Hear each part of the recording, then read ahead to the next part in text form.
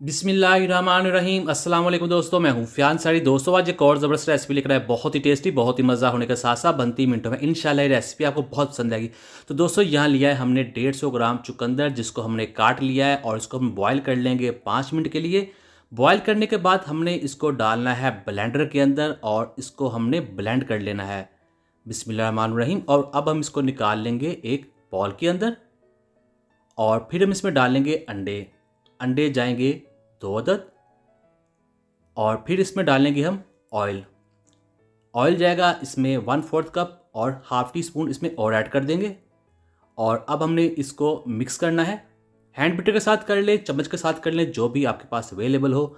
और इसमें डालेंगे अब हम आधा कप पीसी हुई चीनी और साथ साथ हम इसको मिक्स करते जाएंगे ताकि इसकी गुठलियाँ ना बने। तो ये देखिए इस तरह से हो जाएगा। और अब हमने क्या करना है, इसमें जाएगा वनीला एसेंस 1/4 टीस्पून, जो इसको बहुत अच्छी खुशबू देगा और जो अंडे की स्मेल है उसको भी ख़त्म करता है। और फिर इसमें डालेंगे हम मैदा। मैदा जाएगा 1 कप। 1 टेबलस्पून जाएगा इसमें बेकिंग पाउडर। थोड़ा सा इसको मिक्स कर देंगे। इसको हमने छान कर डालना है, आप डायरेक्ट मत डालिएगा वरना गुठलियाँ बन जाएगी।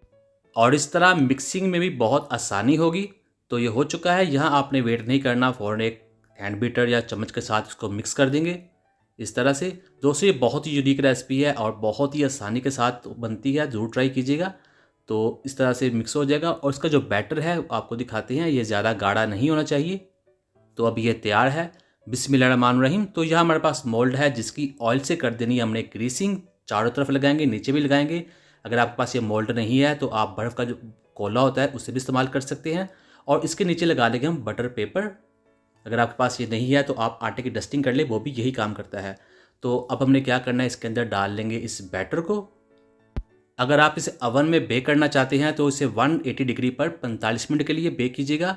और अब हमारे पास है प्रेशर कुकर, पतीला जो भी अवेलेबल हो उसके रख देंगे नीचे बेकिंग स्टैंड को और इसके ऊपर रख देंगे इस बैटर को।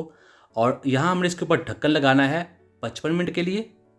बिस्मिल्लाहिर्रहमानिर्रहीम। 55 मिनट गुजर चुके हैं तो अल्हम्दुलिल्लाह हमारा जो केक है वो बनकर तैयार हो चुका है। तो अब इसको बाहर निकाल लेते हैं।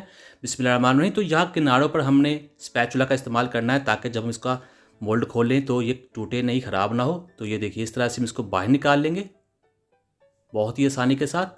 और इसकी जो बेस है वो भी उतार लेते हैं और इसका जो बटर पेपर था वो भी उतार कर दिखाते हैं। तो ये देखिए अल्हम्दुलिल्लाह बहुत ही शानदार तरीके से ये बेक हुआ है। नीचे तक ये अच्छे तरीके से पका है, ज़रा जला नहीं है, ज़रा सख्त नहीं हुआ।